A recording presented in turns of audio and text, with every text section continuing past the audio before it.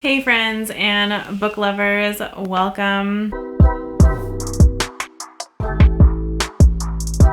I apologize for the vampire look today. I feel like the camera is picking up a very ghastly color on me and I look really pale, so I don't know what's going on. I don't know if it's the makeup, I don't know if it's the shirt, I don't know if it's the hair, but something is making me look really white, especially when I look in the viewfinder, so hopefully it's not too offensive to your eyes. Because today's video is a really exciting one. I did one earlier this year and I don't even know if I read all of those books in that video, but I was wanting to. These books are a mix of books that I'm reading this month and also in October, so I am very certain that I'll get to at least most of them, if not all of them. But today's video is my 5-star prediction video. Now, if you're new here or you've never seen one of these videos before, it's basically books that I haven't read yet, that I'm reading soon, like I said, September, October, maybe November, December, but very soon, that I think I'm going to love. I think I'm gonna give these guys 5 stars. I think they're gonna be some of my favorites for the year. So I've picked out a list of books that I'm really confident about, and this is based on what I think I like, what I know I like, what you guys have told me is a really good read. Some of these are, you know, books in a series that I'm really enjoying, and I think that I'm gonna really enjoy the rest of the books in that series.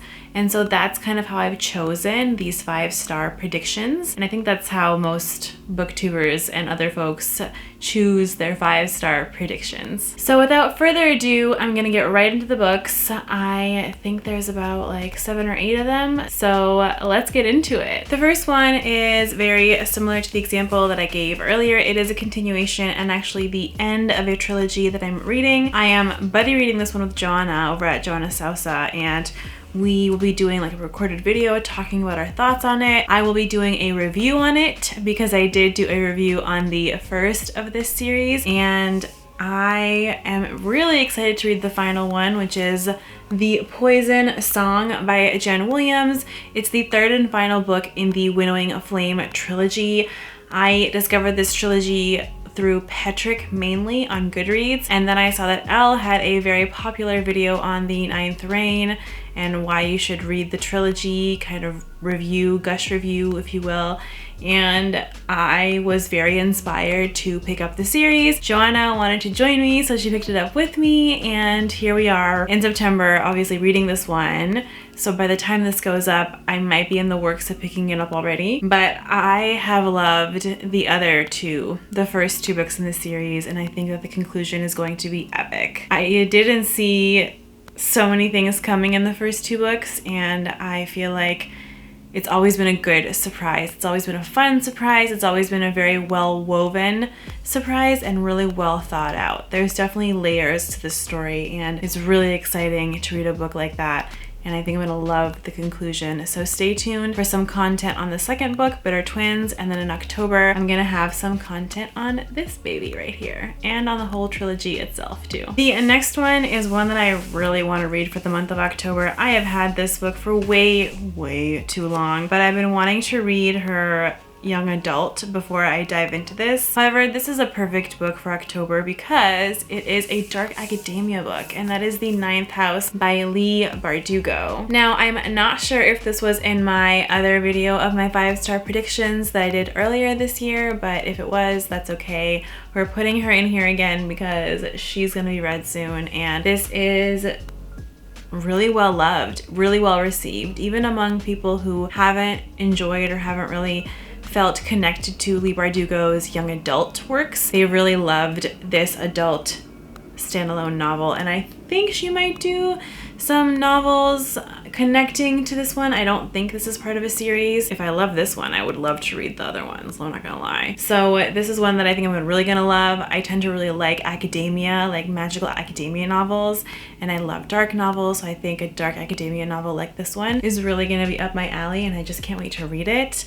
I have this beautiful Illumicrate copy that I paid way too much for because at the time that this came out, I did not have an Illumicrate subscription. Thankfully, and now I do, but it is stunning, and I'm just so glad that I have this because it's so beautiful. And with that said, I'm really confident this will be a 5-star read. And even if it's only a 4 or a 4.5 star read, I'm still going to be happy because that's still a really good rating. And I've been really wanting to read more dark academia books, and I've developed like a dark academia TBR, so I am very excited. This one's definitely on it, and it's gonna be a good one. So for this next one, I have spoken about it ad nauseum at this point, so forgive me if you're sick of hearing about this book, but I am finally reading it in September, and by the time this goes up, I'm sure I've already read at least a good chunk of it because I really want to get started and I really want to finish this trilogy. And this is a sequel to the first that I read a few months ago. It's a few people's favorites, and this author is incredibly popular. And from what y'all have told me, this book is also a 5-star book, and it is supposedly really good.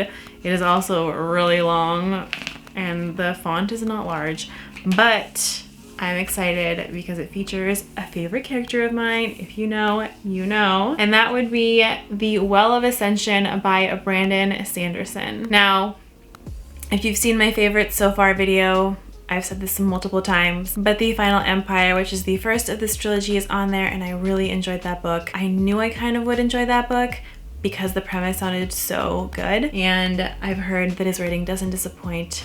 And I've only read 2 or 3 of his books so far, but his writing really doesn't disappoint. And I am so looking forward to getting into the second one and to reading this trilogy. The Mistborn Era 1 trilogy, I think, is one of his most famous and most widely read trilogies. I know the Stormlight Archives is really popular, but I think because that one is so large and it's gonna be like 14 books and it's only currently has 4 in the series, I think this one is even more widely read because it's young adult. There's only 3 of them and it's less daunting. So I am looking forward to kind of being part of that crowd that has read this, and because it features one of my favorite characters, I really do think I'm gonna love it based on all that information.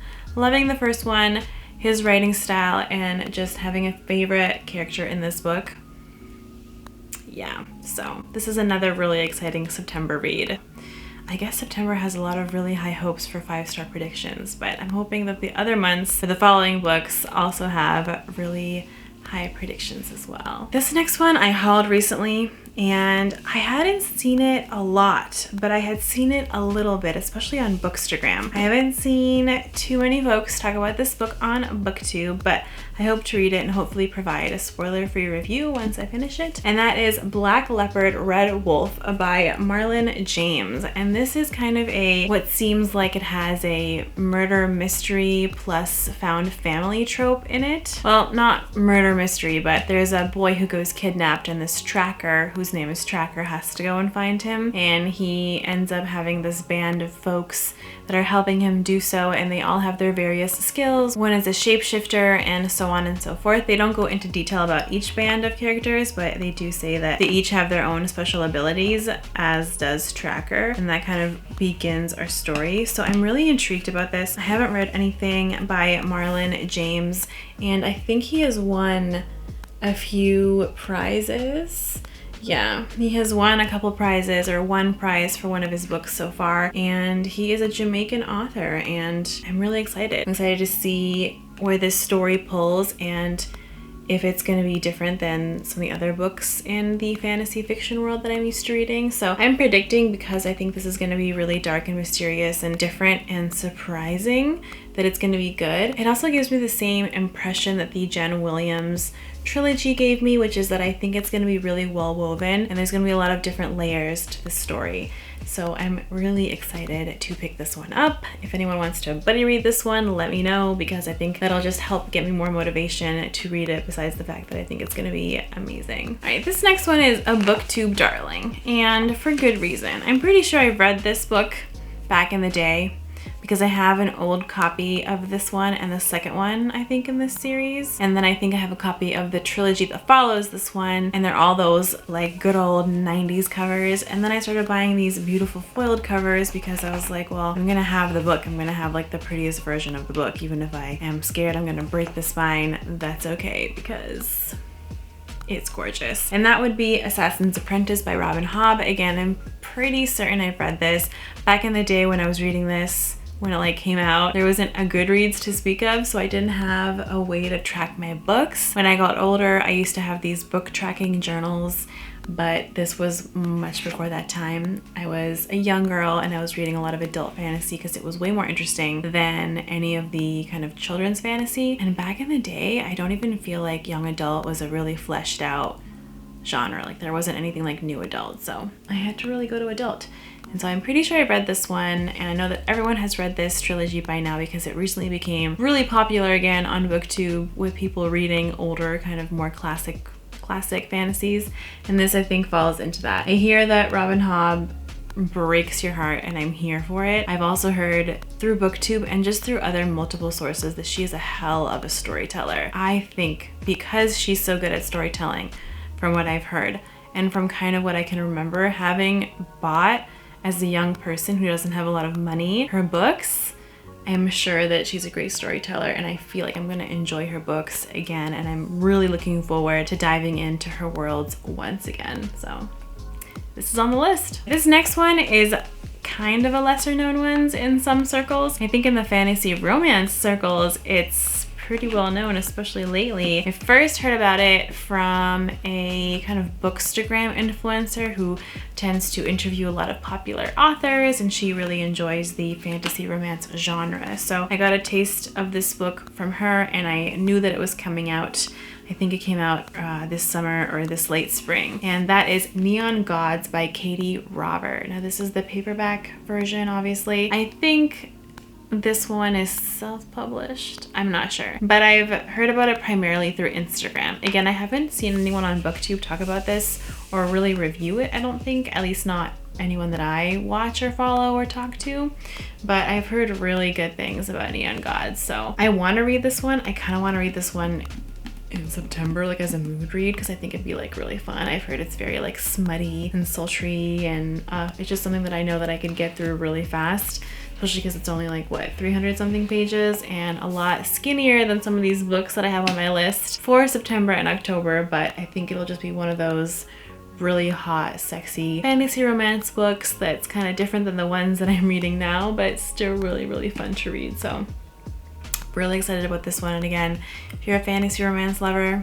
and you're looking to buddy read this, I'm your girl. And this is the second to last, and this one might have also been on the other list that I posted earlier this year, but I'm not sure if I put it there. Now this trilogy, especially the last book, is very controversial. Not a lot of folks loved the last book, or I should say that it was a very split opinion on the last book, or the way the story ended, I guess, depending on what you enjoyed about the story, if you were gonna like the last book, from the things that I've heard. But the first book in this trilogy, I think everyone can really agree, is hands down just really good. And I got my hands on a copy of it, and I'm really excited to get to it. It's been on a couple TBRs already, and I'm putting it on my prediction list just to kind of keep me accountable, because I want to go through these again at the end when I've read the majority and see how many I've gotten through, and hopefully read the rest. But this one is The Poppy War by R.F. Kuang.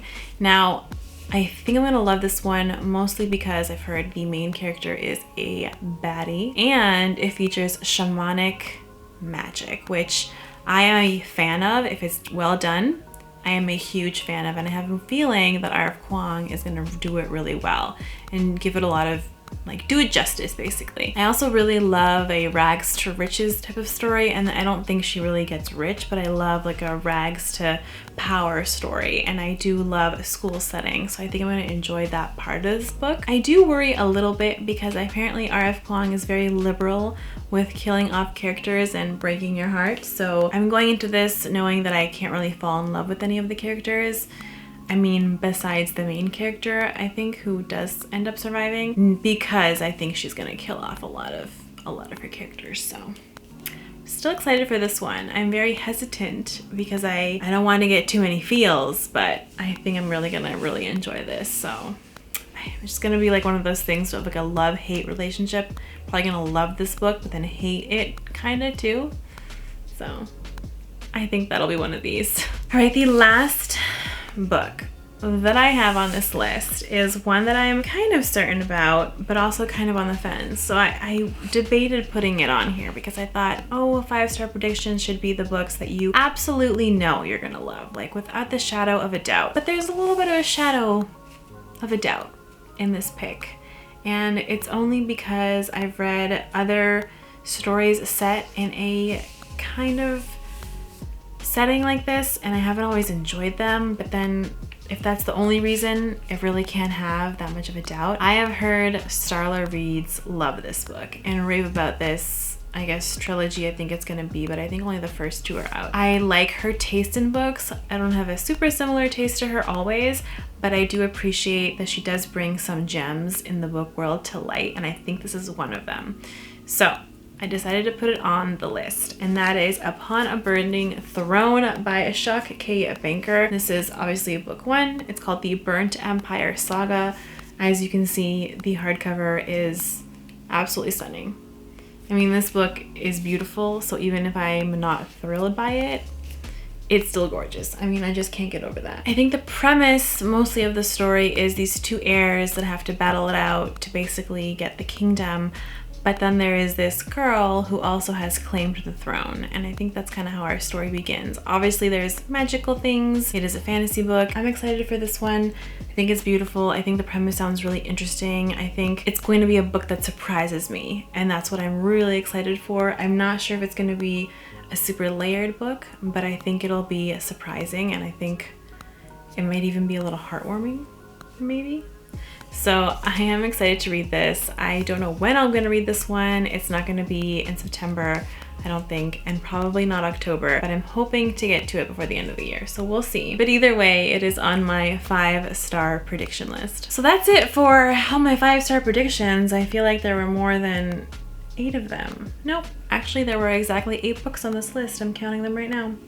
And I'm happy with that number. I will be surprised, honestly, if any of these are below a 4.